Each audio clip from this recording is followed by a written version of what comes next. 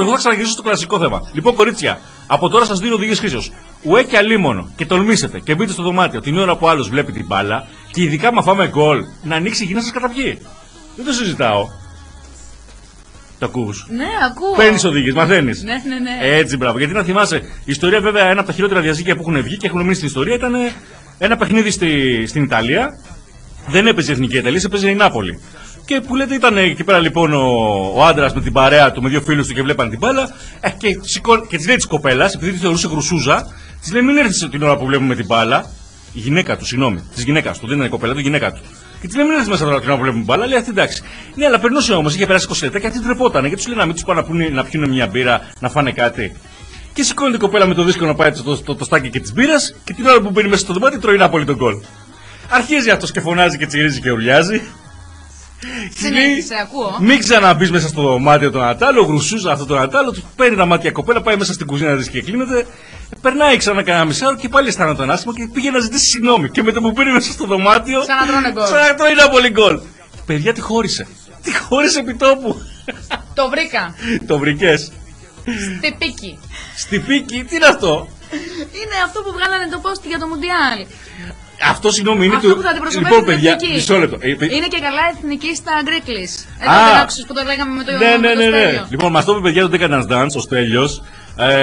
Και είναι από το ESPN, το οποίο έδωσε στη δημοσιότητα το επίσημο του πόστερ για το παγκόσμιο κύπελο και την Ελλάδα την έχει γράψει στη Πίκη. Λοιπόν, θέλω να πάμε λίγο στα διεθνή. Στα διεθνή θες να πάμε? Ναι, παιδί μου, στα διεθνή. Να πάμε. Λοιπόν, θα μιλήσουμε για δύο πράγματα. Ένα, κάτι που συνέβη νομίζω στο Μεξικό, αλλά πρώτα θα μιλήσουμε για την Τζάκη Κέννεντι Ονάση. Η οποία, την ξέρετε, την έχουμε ρε παιδάκι μια κυρία, το ένα το άλλο. Τελικά φαίνεται πως η Τζάκη, να πούμε ότι τους άντρες τους είχε συλλογή, σαν τα μαργαριτάρια, να πούμε ότι, τι να πούμε. Πες ό,τι θες, κοίταξε να δεις. Μια πρώτη κυρία, καλά κάνει και έχει έτσι πλούσιο ρεπερτόριο, χαρέμι, όπως θέλεις πες το. Κοίταξε, είναι σημαντικό για την γυναίκα να έχει μεγάλη ατζέντα. Και η Τζάκη την είχε. Να μην έχει εμπειρία σε γυναίκα. Βγήκε λοιπόν η καινούργια της βιογραφία, παιδιά. Παιδιά, ακούστε. Λοιπόν, τι σε παλιά σανσέρ στο Παρίσι, τι σε κουβέρτες στην Ύπαιθρο. Είχε σκανδαλίσει με το σεξουαλικό της αυθορμητισμό. Δεν γλίτωσαν ούτε τα δύο αδέρφια του πρώην συζύγου της του Κέννεντι. Ο Ντέτ και ο Μπομπ. Δηλαδή, εντάξει. Δεν θα σχολιάσω, με βλέπεις, συγκρατούμε. Συγκρατήσε. Μα λοιπόν, πραγματικά. Γιατί εμείς πρέπει δηλαδή να κράξουμε την πρώτη κυρία για όλα αυτά? Πρώην κυρία και θα σχολιάσει την γυναίκα κιόλας. Ναι, γιατί πρέπει να την κράξουμε? Δεν την κράξουμε, παιδί μου. Ίσα ίσα που δείχνει την απελευθέρωση της γυναίκας. Μια γυναίκα η οποία γνωστόν ο σύζυγός της ήταν και αυτός λιγάκι. Τσαπερδόνιες. Πολύ τσαπερδόνης. Ήταν τσιριμπίμ, τσιριμπόμ ήταν. Τσιριμπίμ, τσιριμπόμ εντελώς. Και η Μέριλιν Μονρόε μάλιστα. Μπορώ να σας πω, υπάρχει και το γνωστό ιστορικό. Μπορούμε να το πούμε στην αέρα αυτό, δεν ξέρω. Ποιο? Το ξέρεις ότι η Μέριλιν Μονρόε είχε πάει και με τα δύο αδέρφια μαζί και με τον Τζον Κέννεντι και με τον αδερφό του. Παιδιά. Συγγνώμη, να το πούμε ρε παιδιά. Παιδιά, βρείτε να κρυφτούμε κάπου. Βρείτε να κρυφτούμε κάπου. Λοιπόν, θα ξαναγυρίσουμε πίσω στην Τζάκη. Μαριά, να τα κάνεις από μόνος σου, παιδί μου. Λοιπόν, η βιογραφία για όσους θέλουν να την αγοράσουν, γιατί τι είναι το 50 Shades of Grey όταν έχεις την Τζάκη Κέννεντι Ονάση? Ονομάζεται Τζάκη Κέννεντι Ονάση, A Life Beyond Her Wildest Dreams. Μία ζωή πέρα από τα πιο άγρια της όνειρα. Καλά κάνεις και κάνεις τη μετάφραση, διότι δεν το έχω. Οκ, λοιπόν, ήταν αραβωνιασμένη με τον Αριστοτέλη Ονάση και ο Αριστοτέλης βέβαια ήταν Έλληνας και ήξερε τον έπαιρνε το κούτελο. Ελληνάρα. Και είχε βάλει τους σωματοφύλακες λοιπόν να την παρακολουθούν και σκάνε μια μέρα στο γραφείο μέσα και του λένε κύριε Άρη, ναι παιδιά, ξέρετε ο Τέντ και η Τζάκη ήταν πάνω σε μια κουβέρτα. Εντάξει, σε κουβέρτα ήταν τα παιδιά, δεν ήταν. Σε κουβέρτα, έτσι. Πορτάρι. Σκεπάστηκαν τουλάχιστον. Τους πλήρωνε τρελά τους σωματοφύλακες για να τα λένε αυτά ο Αριστοτέλης. Έτσι, το όχι το χρήμα. Καλός ήταν και αυτός. Πλήρωνε για να του λένε τέτοια νέα. Δηλαδή, φίλε μου, άμα πληρώνεις κάποιον, τουλάχιστον να τον πληρώνεις για να σου λέει καλά πράγματα. Η πλάκα ποια είναι ότι ο Αριστοτέλης ο Νάσης δεν αγρίεψε. Έμεινε κόκαλο, παραξενεύτηκε. Γιατί νόμιζε πως γούσταρε τον άλλον αδερφό Τζάκη. Η Τζάκη αποκλείεται να το έκανε αυτό. Απάντησε ο Τέλης. Όχι, δεν είπε αυτό ρε εσύ, το περίμενε, αλλά από τον άλλο αδερφό. Εντάξει. Απαλού λοιπόν, το περίμενε, απαλού του ήρθε. Και πρόσεξε να δεις, ήταν ερωτευμένη με το Τέντ και για να τον εκδικηθεί λέει αραβωνιάστηκε με τον Ονάση. Ήταν η εκδίκησή της ο Ονάσης.